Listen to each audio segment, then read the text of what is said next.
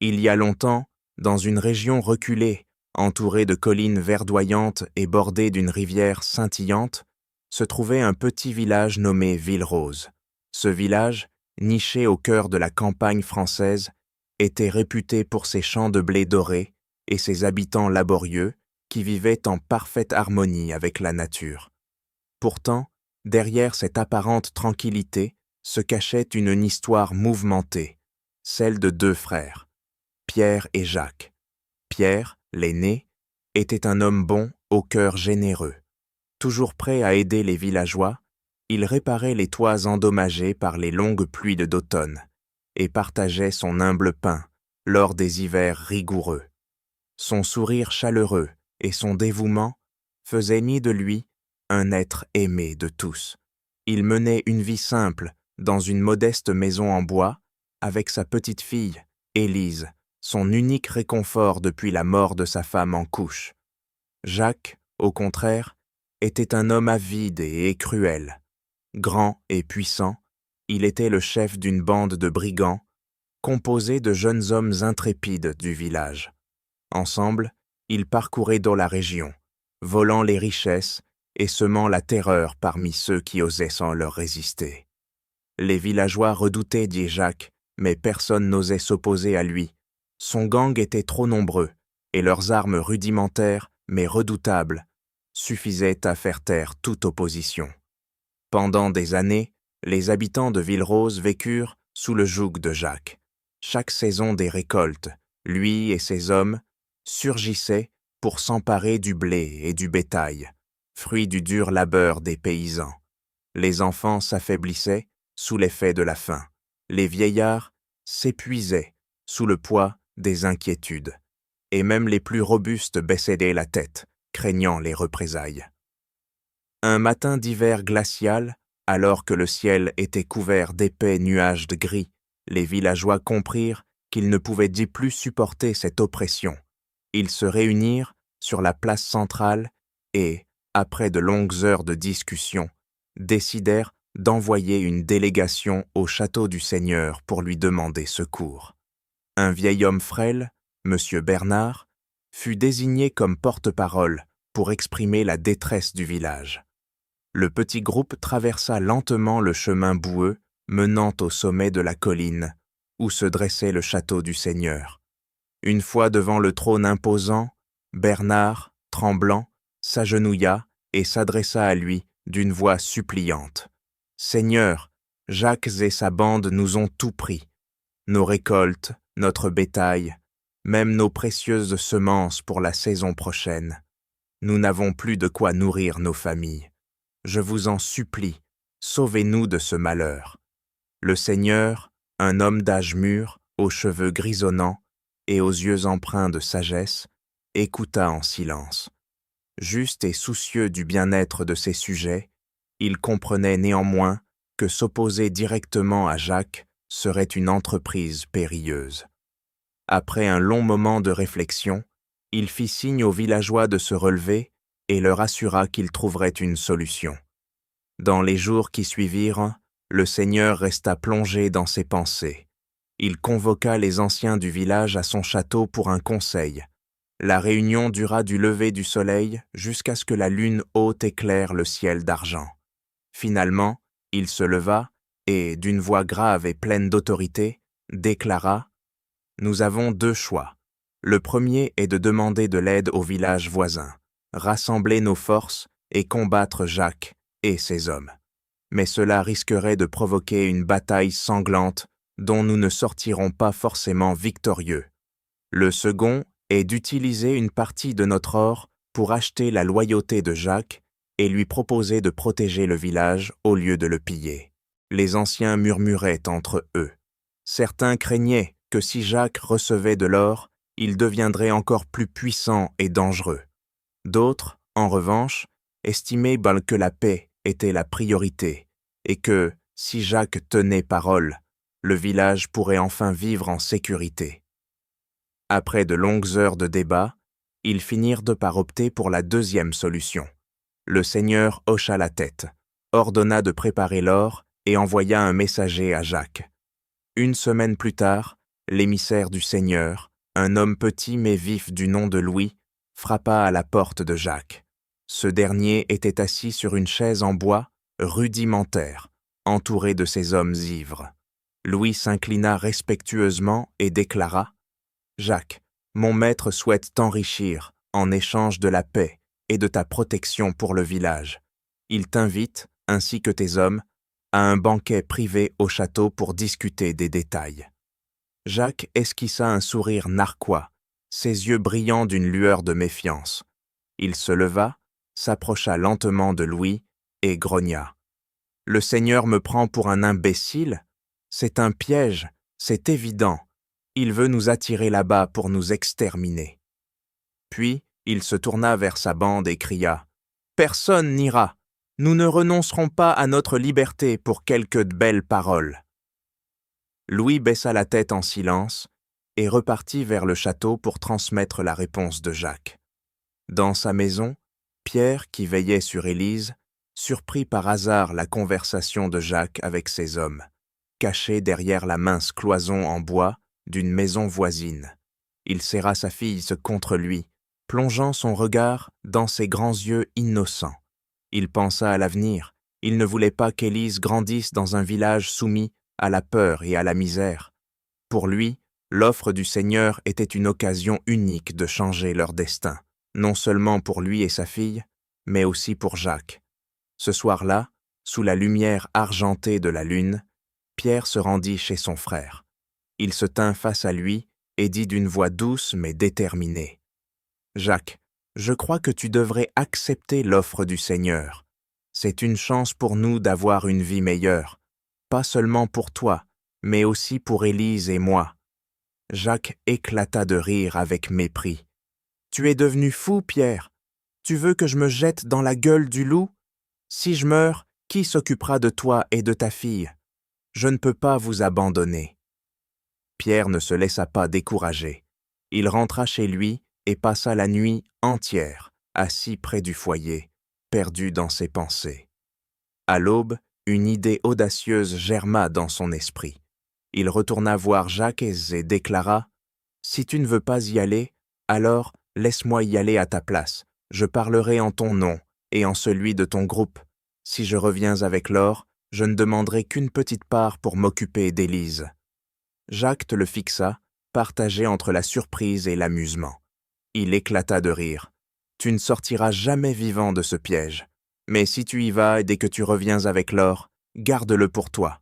Je doute que tu en sois capable. » Pierre esquissa un sourire discret et hocha la tête. Son choix était fait. Le jour du banquet, Pierre se prépara soigneusement. Il confia Élise à Madame Marie, une voisine bienveillante qui l'avait aidé autrefois après la mort de sa mère.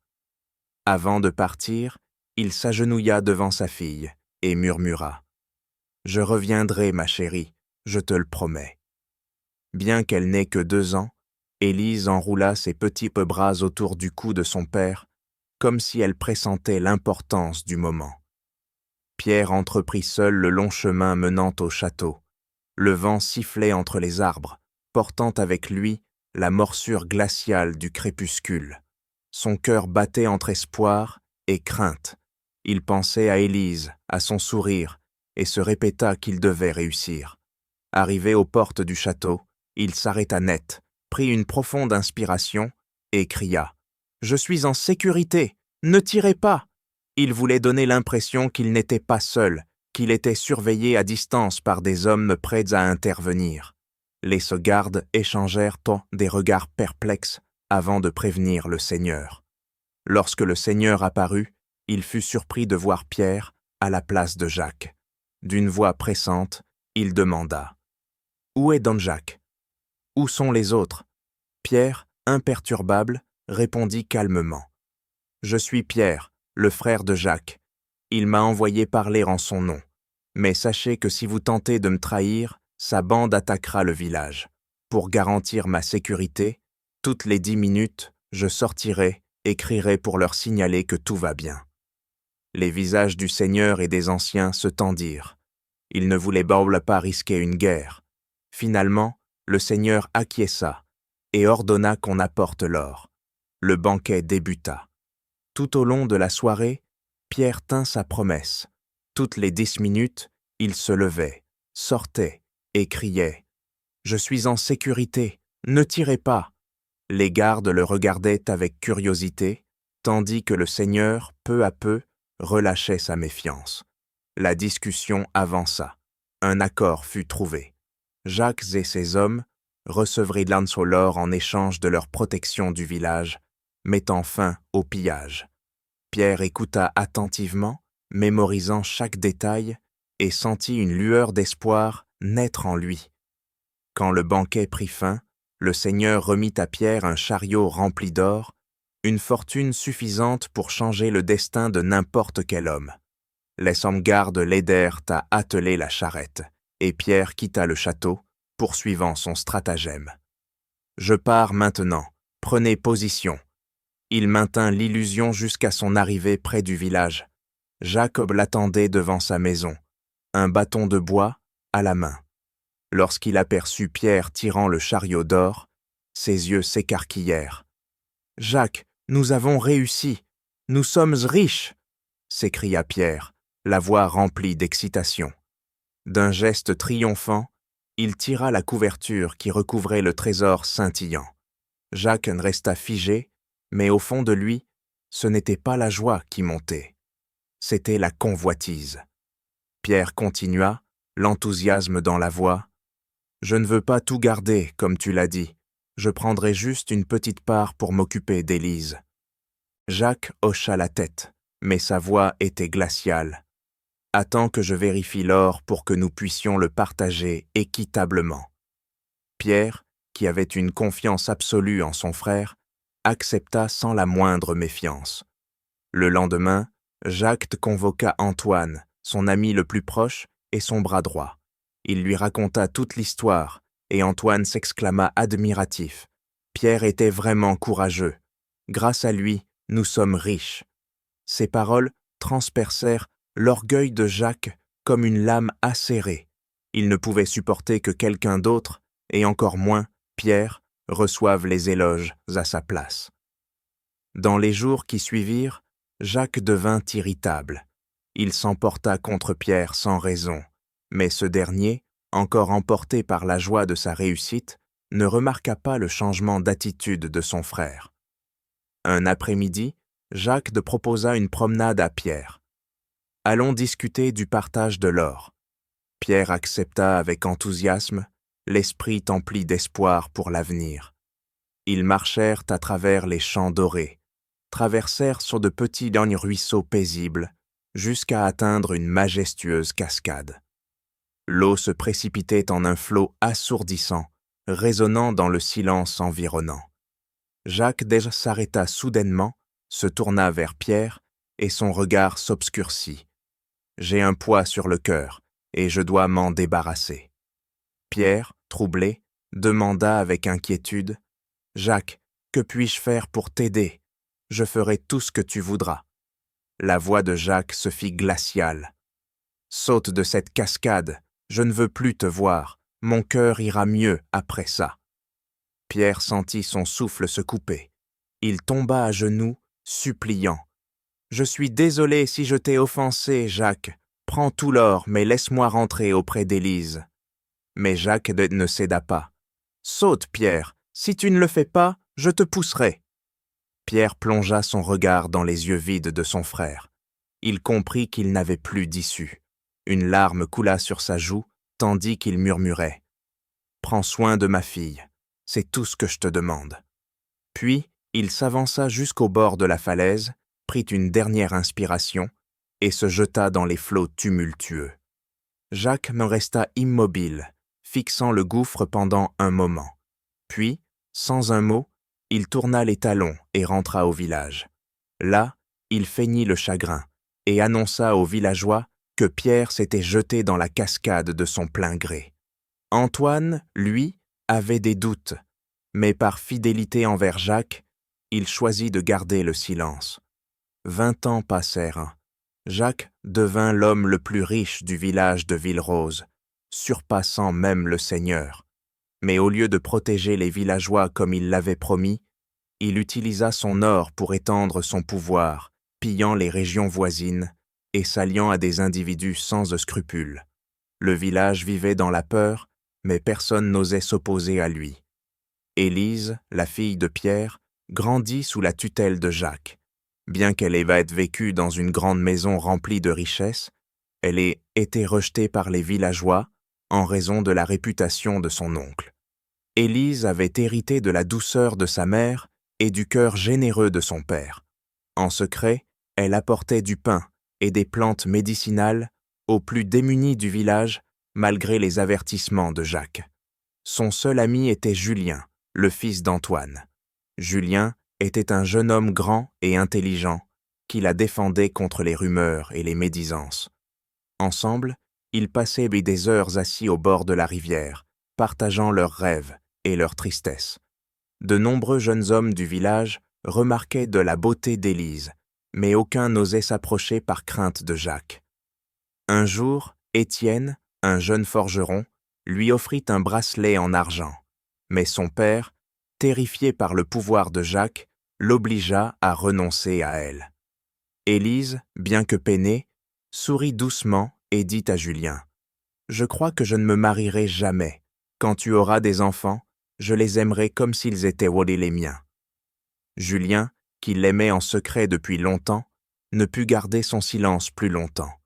Une nuit, sous la lumière de la lune qui illuminait la rivière, il lui prit la main et murmura : « Élise, je t'aime, je veux t'épouser. » Élise fut surprise. Après un moment de réflexion, elle hocha la tête.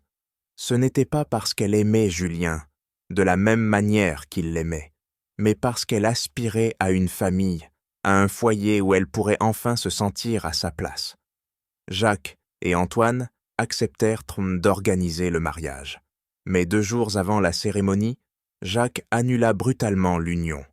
Il annonça qu'un riche marchand, M. Dupont, avait offert d'une dot en échange de la main d'Élise, pour qu'elle devienne sa 3e épouse. Élise, horrifiée, courut demander de l'aide à Antoine. Celui-ci affronta Jacques, furieux.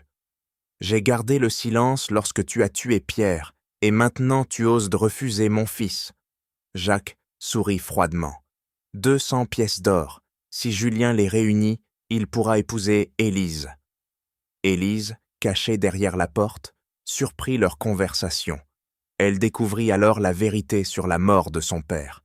Un torrent de douleur et de colère envahit son cœur. Elle comprit qu'elle ne pouvait plus laisser Jacques semer le mal autour de lui. Elle décida d'agir. Revêtant un vieux châle usé, elle se déguisa en vieille femme et se rendit au château du Seigneur.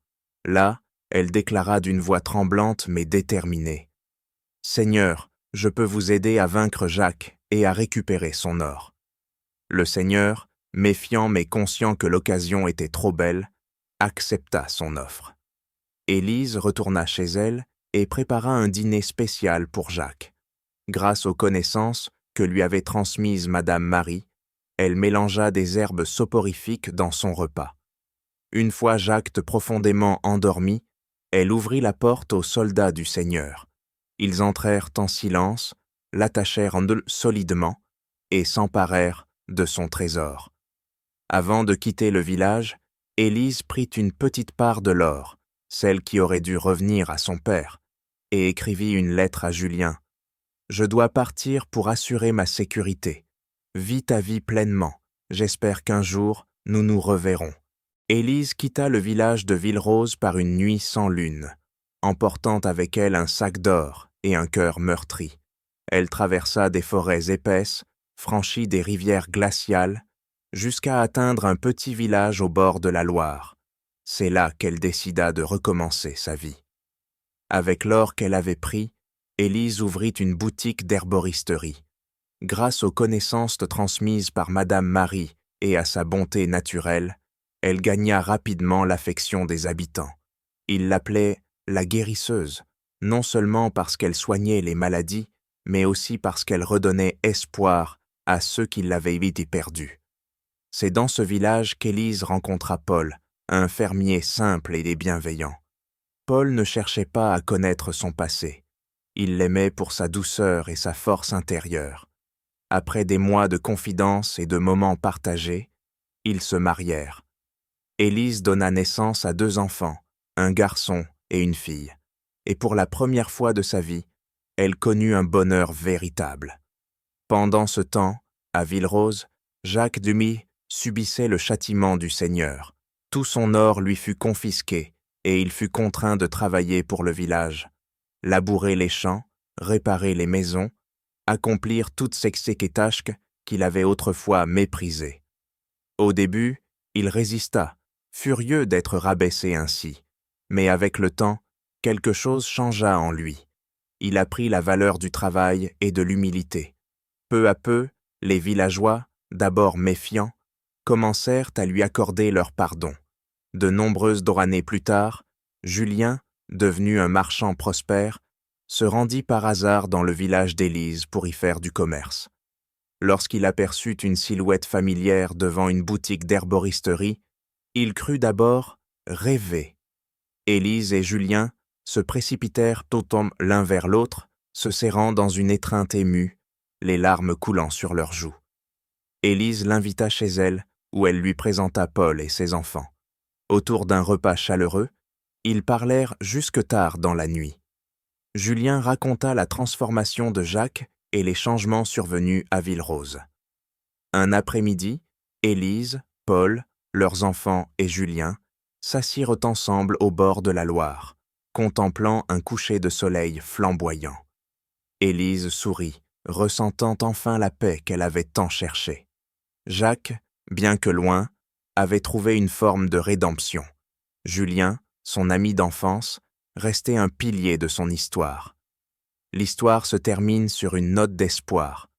Aussi longtemps que les ténèbres subsistent, le pardon et l'espérance peuvent de toujours ouvrir la voie vers la lumière.